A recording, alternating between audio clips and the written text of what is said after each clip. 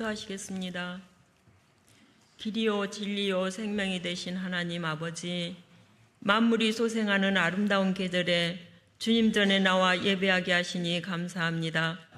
주님께서 허락하신 복된 주일을 온 마음을 다해 찬양하며 하나님을 높이는 시간이 되기를 원합니다.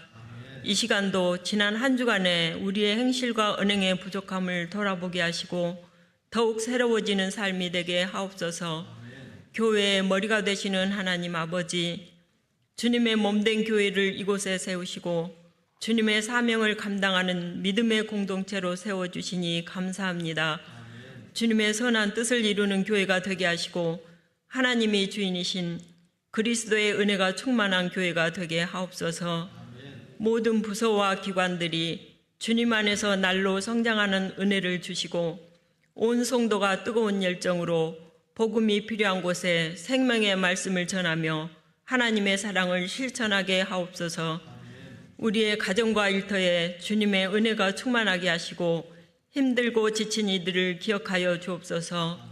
육신의 질병으로 고통 중에 있는 성도들에게 말씀의 위로와 격려와 치유로 응답하여 주옵소서. 물질로 어려움에 처한 성도들에게도 넉넉히 흔들어 차고 넘치게 하옵소서. 우리 가운데 응답하시는 하나님을 기대합니다.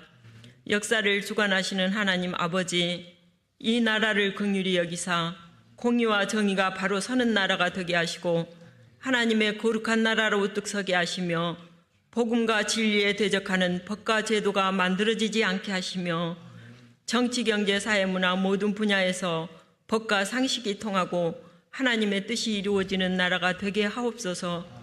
말씀을 전하시는 목사님, 영육간에 강건하게 하시고 말씀과 성령으로 충만하게 하시어 말씀을 통하여 지치고 혼란한 우리의 일상이 정돈되게 하시고 세상을 이기는 힘을 얻는 시간이 되게 하옵소서. 주님의 몸된 교회를 위해 세우신 직분자들과 보이지 않는 곳에서 교회를 사랑하는 마음으로 성실하게 헌신하는 이들을 기억하시고 축복하여 주옵소서. 각 사람에게 맡겨진 사명들을 감사함으로 겸손히 순종하게 하시고 하나님의 나라와 의를 이루어가는 귀한 사역에 사용되게 하옵소서. 종려주의를 맞아 한 주간도 주님의 골고다 십자가를 생각하며 우리를 위하여 십자가의 고난을 달게 받으신 주님을 생각하며 우리를 구원하신 예수 그리스도 이름으로 기도합니다. 아멘.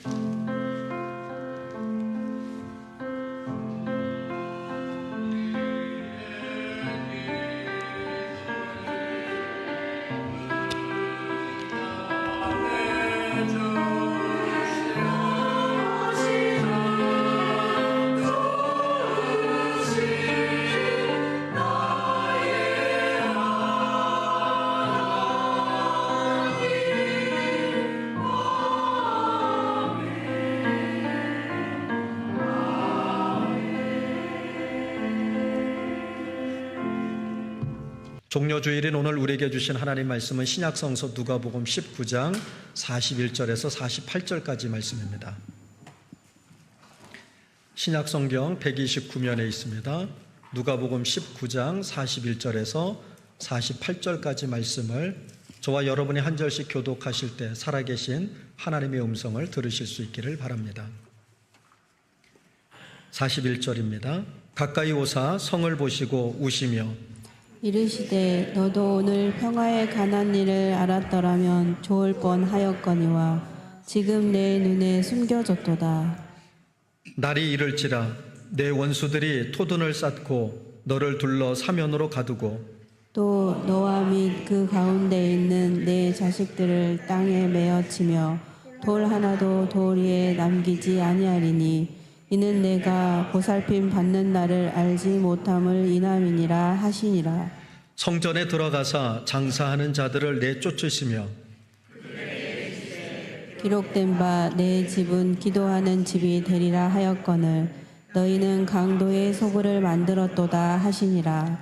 예수께서 날마다 성전에서 가르치시니 대제사장들과 서기관들과 백성의 지도자들이 그를 죽이려고 꾀하되 백성이 다 그에게 귀를 기울여 들으므로 어찌할 방도를 찾지 못하였더라. 아멘. 이는 살아계신 하나님의 말씀입니다. 이 시간 시온 찬양대에 찬양이 있겠습니다.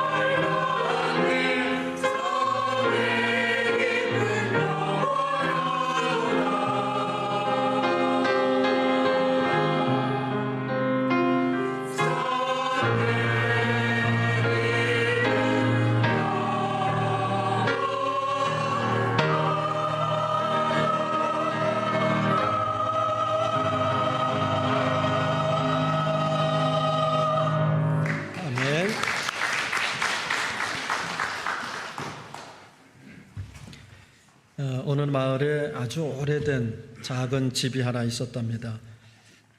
마치 그 집처럼 그곳엔 할아버지 한 분이 살고 계셨는데요.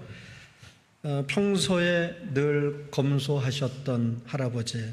근데 그 검소함을 보며 사람들은 할아버지를 참 가난한 사람이라고 생각했답니다. 근데 어느 날 이제 할아버지가 돌아가시게 돼서 그 집을 정리하다가 보니까 벽장 속에서 아주 오래된 상자 하나가 나오더랍니다. 그리고 그 안에 이렇게 열어서 보니까 조상들이 숨겨놨던 작은 진짜 보물들이 그 안에 있더라는 거예요. 그래서 동네 사람들이 그걸 보고 이렇게 얘기하더랍니다.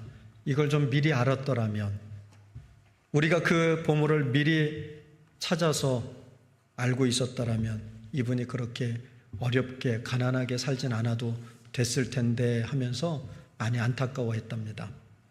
오늘 예수님께서도 똑같은 말씀을 오늘 우리에게 하시는데요. 42절을 세 번역으로 보니까 이렇게 말씀합니다. 오늘 너도 평화에 이르게 하는 일을 알았더라면 좋았을 터인데. 아멘. 오늘 우리는 종료주일을 맞이하고 또 종료주일을 보냅니다. 그리고 이 말씀을 붙들고 예수님이 걸어가신 그 길을 함께 한번 따라가 보려고 하는데요. 예수님 공생애를 3년에서 4년 정도 이렇게 지내신 걸로 봅니다. 그래서 예수님께서 공생의 기간 동안에 예루살렘에 올라가신 일이 있는데, 유월절을 지키기 위해서 말이죠. 그런데 한 3번 정도 이렇게 올라가셨는데, 오늘 예수님이 이제 그 마지막 여정 가운데 예루살렘을 향해서 가십니다. 근데 예수님께서 그 예루살렘을 보시고 우시더라라는 말씀으로 오늘 본문이 시작이 됩니다. 예수님의 이 탄식 가운데 보면 주님이 이렇게 말씀하시는 거예요. 너희가 그것을 알았더라면.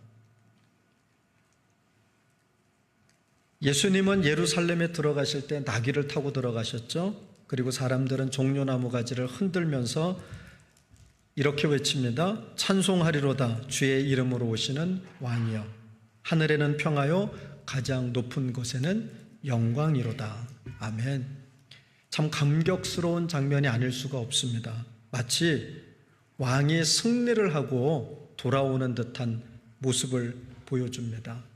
많은 백성들이 나귀를 타고 들어오시는 그 예수님을 향해서 기뻐서 종려가지를 막 흔들면서 환영하는 거예요. 하지만 그 환호성 가운데 예수님의 눈에는 눈물이 가득했습니다. 예수님은 예루살렘을 바라보시면서 탄식하셨어요. 우셨다 이렇게 기록합니다. 그러면서 예수님이 우신 이유를 이렇게 설명해요. 42절을 세 번역으로 읽어봅니다. 오늘 너도 평화에 이르게 하는 일이 무엇인지 알았더라면 좋았을 텐데, 그러나 지금 너는 그것을 보지 못하는구나. 아멘. 왜 예수님이 우셨다고요? 왜 이렇게 기쁘고 화려한 장면에서 예수님은 슬퍼하셨습니까? 예수님은 이 땅에 평화의 왕으로 오셨습니다. 하지만 사람들은 그분을 오해했던 겁니다. 로마를 무너뜨리고 세상을 바꿔줄 정치적인 왕. 예수님께서 그동안 보여주셨던 많은 일들이 자신들을 짓누르는, 자신들을 억압하고 있는 이 로마를 물리치고 자신들을 구원해 줄 그런 정치적인 왕으로 오셨다라고 생각했어요. 또 눈에 보이는 힘의 왕을 그들은 기대하고 있었습니다. 예수님이 오셨음에도 불구하고 정작 하나님이 찾아오신 그 시간을 깨닫지 못한 예루살렘, 그리고 그들을 바라보신 주님은 탄식하셨습니다. 그러면서 하나님이 찾아오신 그 시간을 깨닫지 못한 예루살렘을 향해서 예수님이 이렇게 말씀합니다. 하나님께서 너를 찾아오신 때를 내가 알지 못하게 때문이다 라고 말씀합니다. 그들은 하나님이 오신 그 귀한 시간을 놓쳐버렸습니다. 왜일까요? 그 이유를 성전에서 보여주시는데요.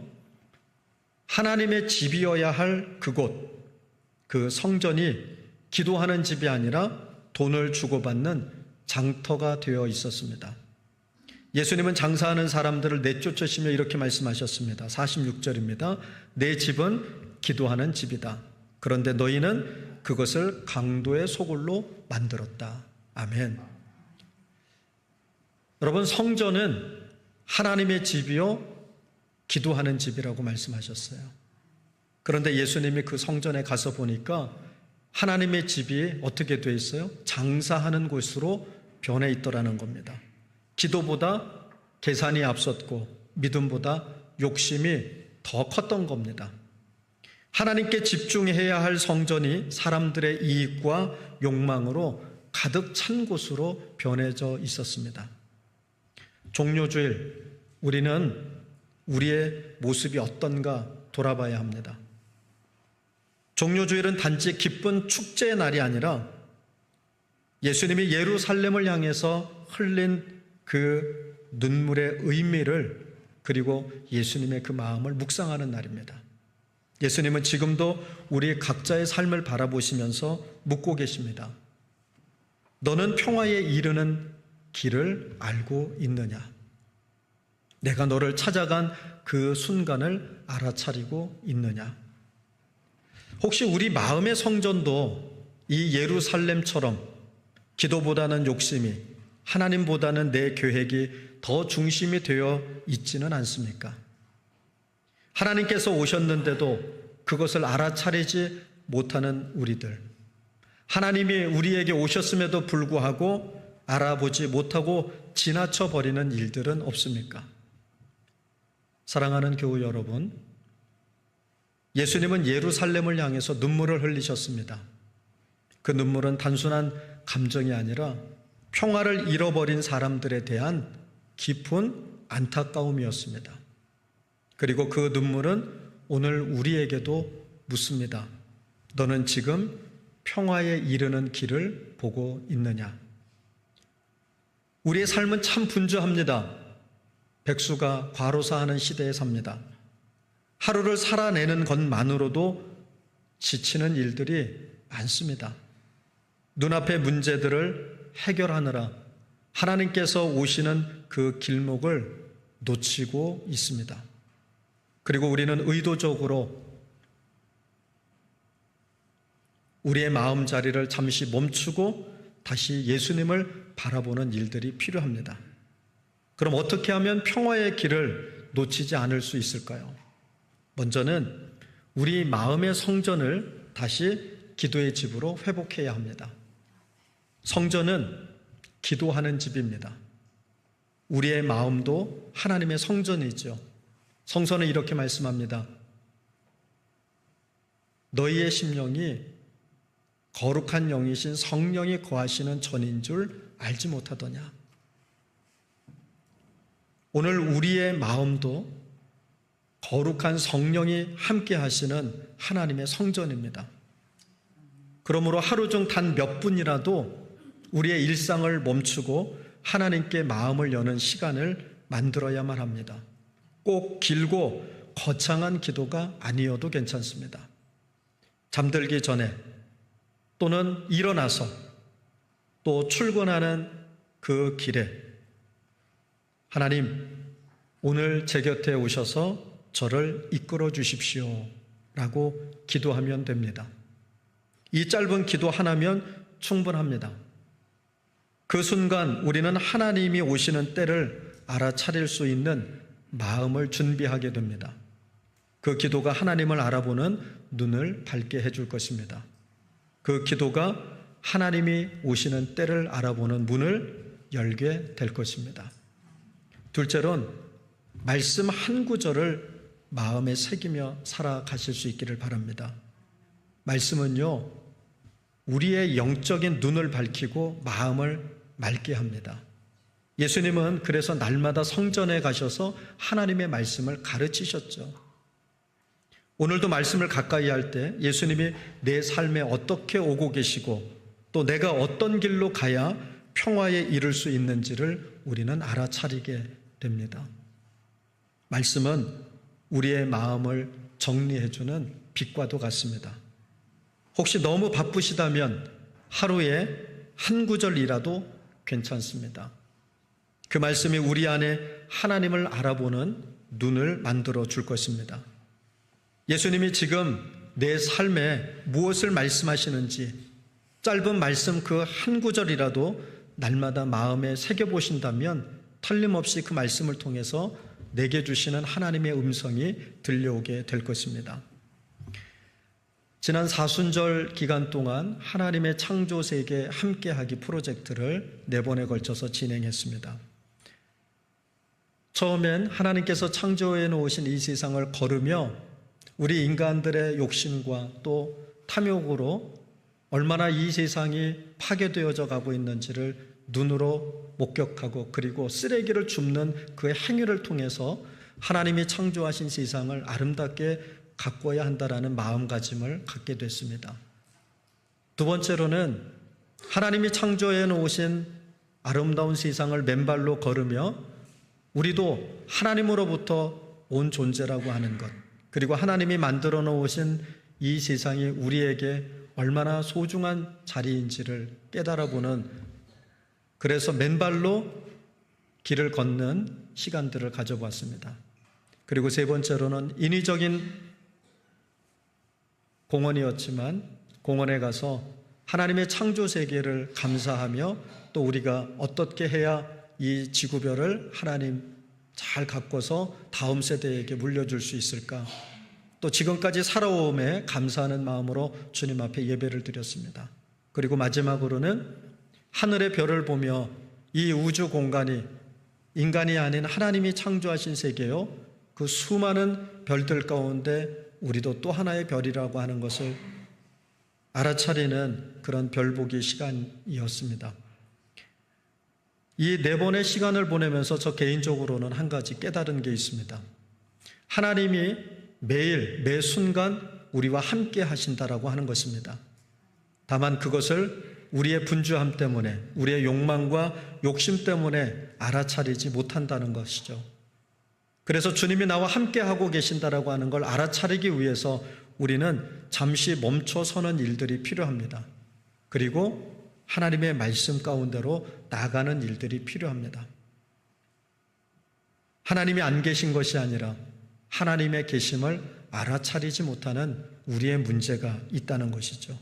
마지막으로는 욕심 대신에 감사의 마음을 품을 때 우리는 하나님의 평화를 알아차리게 됩니다. 감사는 욕심을 이깁니다. 감사는 두려움을 평화로 바꿉니다. 예루살렘이 평화를 놓쳤던 것은 하나님보다 자신의 욕망이 더 컸기 때문입니다. 하나님을 바라보기보다는 자신의 욕심과 욕망을 바라보았기 때문입니다. 우리도 때때로 비슷한 길을 걸을 수 있습니다.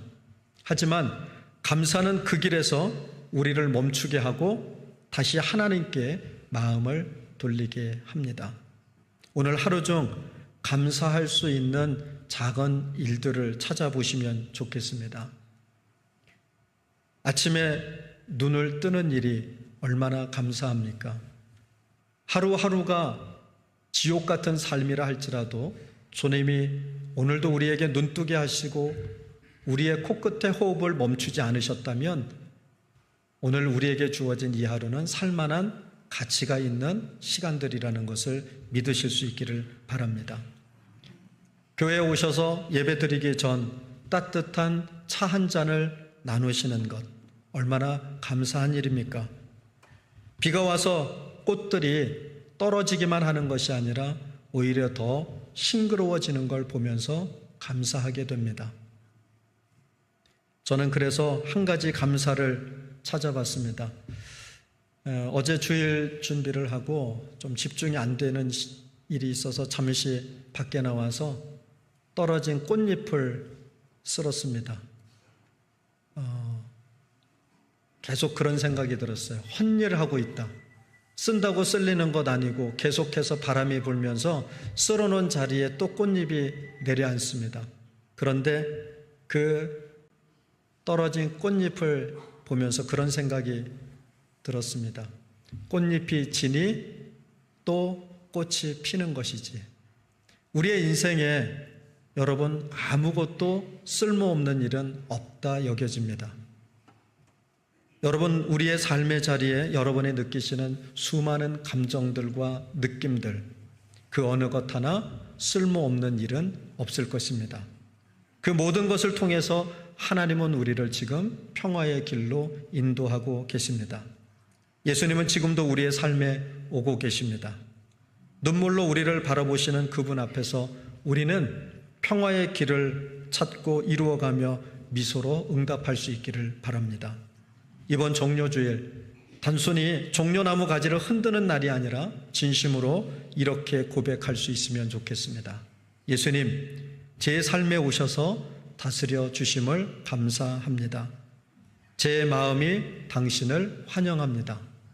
평화의 길을 이제 놓치지 않겠습니다. 우리 모두가 지금 이 순간 하나님이 우리 곁에 계시고 또 우리 안에 이루시는 그 평화를 누리실 수 있기를 간절히 소망합니다. 기도하겠습니다. 평화의 왕이신 주님, 주님께서 오시는 그 길을 알아보게 해 주십시오. 눈에 보이는 것들에 마음을 빼앗기지 않게 하시고 하나님의 때를 분별하는 지혜를 주십시오. 말씀을 가까이 하고 날마다 기도하며 마음의 탐욕을 비우고 감사함을 통하여 주님의 평화를 누리게 하시고 나누는 복된 인생들이 되게 하옵소서. 감사함이 예수님의 이름으로 기도를 드립니다. 아멘.